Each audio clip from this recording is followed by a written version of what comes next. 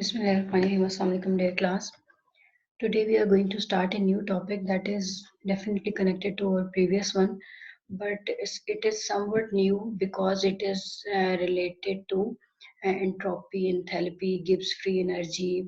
So first of all, I want to introduce you people about the basic definitions and basic processes, that what is entropy, what is enthalpy, and what is Gibbs free energy, and then we will study it in detail. So first of all, we will study about entropy and free energy. So maybe you people have already studied about entropy, that but we will start from a very basic point. Basically, entropy is actually the randomness of anything. We can say the it is entropy. Like here you have seen the example of jigsaw puzzle that is given here.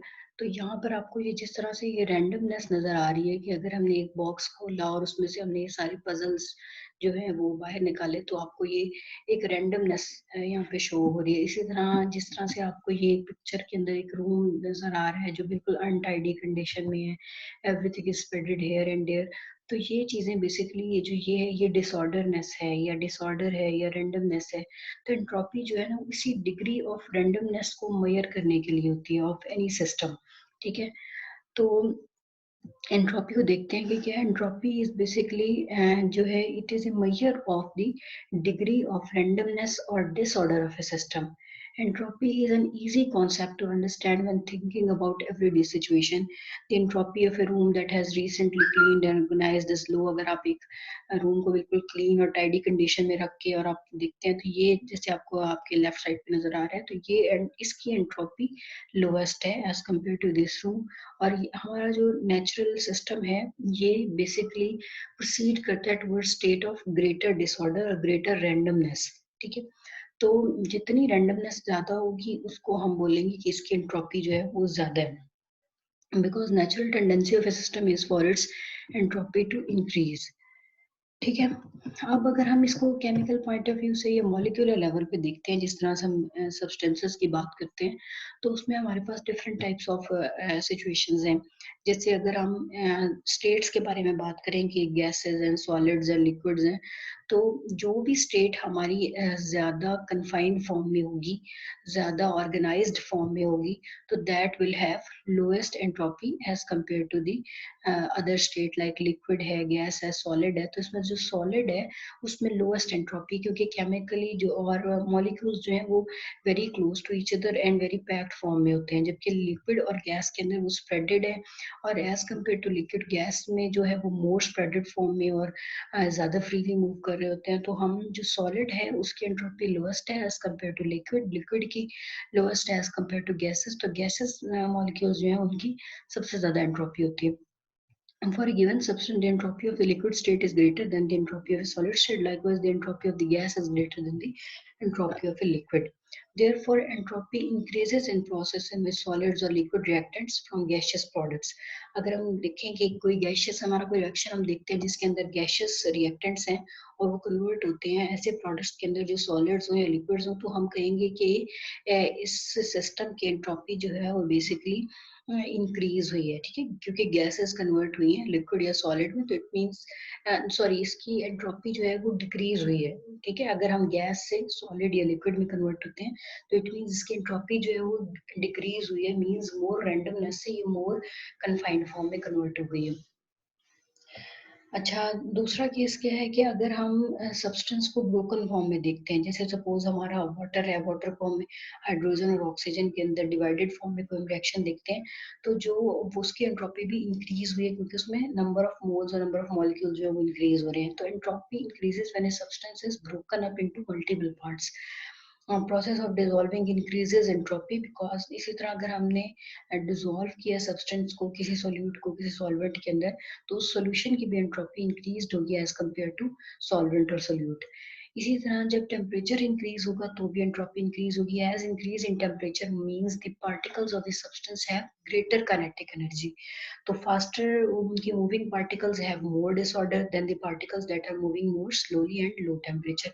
ये situations हैं जिनमें हम देख रहे हैं कि कब कब एंट्रोपी जो है हमारी इंक्रीज हो रही है. Entropy generally increases in reaction in which the total number of product molecule is greater than the total number of reactant molecule. ठीक है, अगर number of molecules increase हो जाते हैं, जैसे मैंने अभी आपको water की भी example दी, इसी तरह से an exception of this rule is when a gas is being produced from non-gaseous reactants. Obviously वो तो एक separate situation है ना, कि अगर आपके पास liquid solid से gas बनती है तो हम यही कहेंगे कि उसकी entropy increase हुई है. अच्छा, एंट्रोपी इज डिक्रीजिंग. अब यहाँ पे आपको सभी ये जितनी सिचुएशंस हमने डिस्कस की उन सबके आपके पास एग्जांपल है. जैसे हमने ये क्लोरीन जो है वो गैसियस फॉर्म से लिक्विड फॉर्म में कन्वर्ट हुई, इसका क्या मतलब है कि इसकी एंट्रोपी जो है वो डिक्रीज हुई है.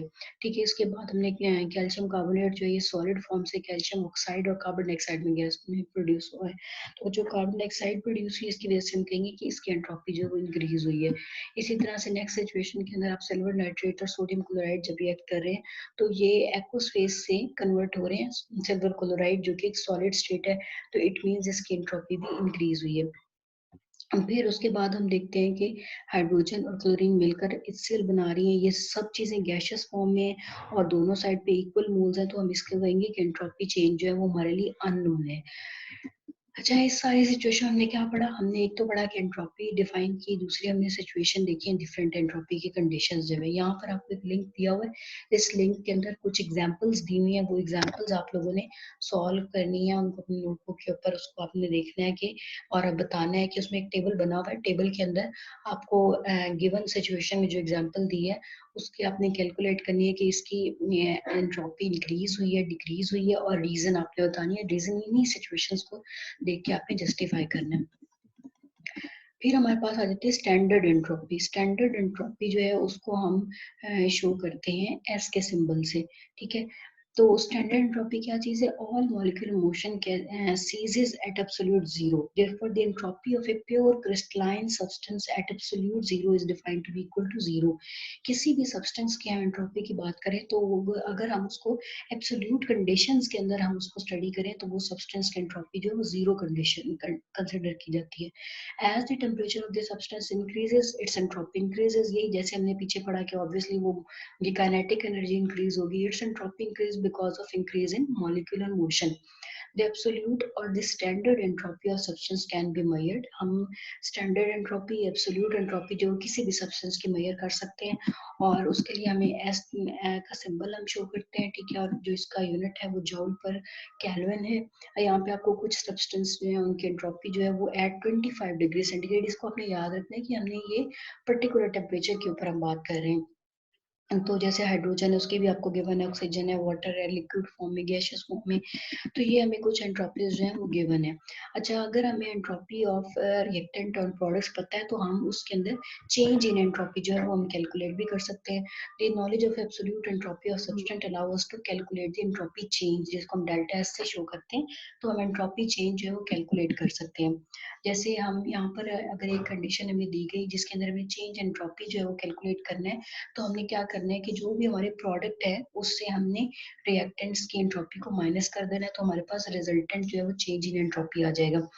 Entropy change of a vaporization of water is positive because the gas state has higher entropy than the liquid state. ठीक है, यहाँ पर हमारे पास क्या सिचुएशन थी? जैसे entropy change for vaporization of water हमने जो है कैलकुलेट किया. वेपराइजेशन ऑफ वाटर का मतलब कि लिक्विड से वो गैसियस फॉर्म में कन्वर्ट हुई है, तो जब वो लिक्विड से गैस में कन्वर्ट हुई इट मींस इसकी एंट्रोपी इंक्रीज हुई है, जो कि हमें यहाँ से जस्टिफाई भी हो गया कि ये पॉजिटिव हमारे पास जो है वो इसका सिंबल आ रहा है. अच्छा, उसके बाद है हमारे पास ये, इसको हम लिखेंगे किस तरह से इक्वेशन जब हमने ये फाइंड आउट करनी होगी, तो ये जो delta S change in entropy है इसको हम इस फॉर्म में लिखेंगे कि summation of all entropies of products minus summation of all entropies of reactants.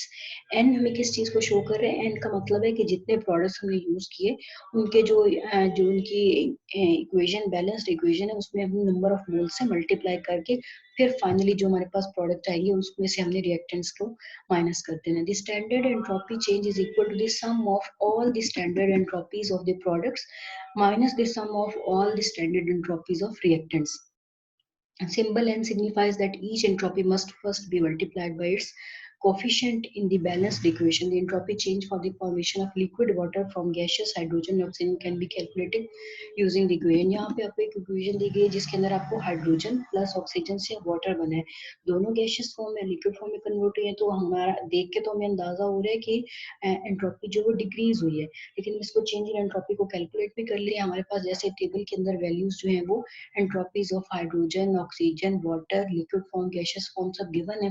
तो यहाँ से हम वैल्यूज लेकर जिस तरह से हमारी जो इक्वेशन है उसके अंदर से हम देख रहे हैं कि ये हाइड्रोजन और ऑक्सीजन हमारे रिएक्टेंट्स हैं और वाटर जो है वो प्रोडक्ट है। तो प्रोडक्ट में वाटर की एंट्रोपी जो है वो 69.9 है और उसको हमने मल्टीप्लाई करना है उसकी जो भी इसका कोफिशिएंट है जो यहाँ पे 2 है उससे हमने मल्टीप्लाई किया, फिर हमने इसको सब्ट्रैक्ट किसमें से करना है, रिएक्टेंट्स में से। रिएक्टेंट में हाइड्रोजन जो गैसियस फॉर्म में उसकी एंट्रोपी भी हमें गिवन है और ऑक्सीजन की भी गिवन है। इसके बाद हमने इसमें से माइनस किया तो हमारे पास 327 जूल पर केल्विन जो है वो हमारे पास इसका जो है वो रिजल्ट है। Entropy change for this reaction is highly negative because 3 gaseous molecules are being converted into 2 liquid molecules. According to the drive towards high entropy, the formation of water from hydrogen and oxygen is unfavorable reaction. In this reaction is highly exothermic and the drive towards a decrease in energy allows the reaction to occur. ठीक है, फिर हम spontaneous और non spontaneous reactions की बात करते हैं कि इसमें आपको एक नाइट्रोग्लिसरीन जो है इसकी एग्जांपल दी गई है कि nitroglycerin is a tricky stuff an active ingredient in dynamite where it is stabilized raw nitroglycerin is very unstable physical shock will cause the material to explode the reaction is shown below.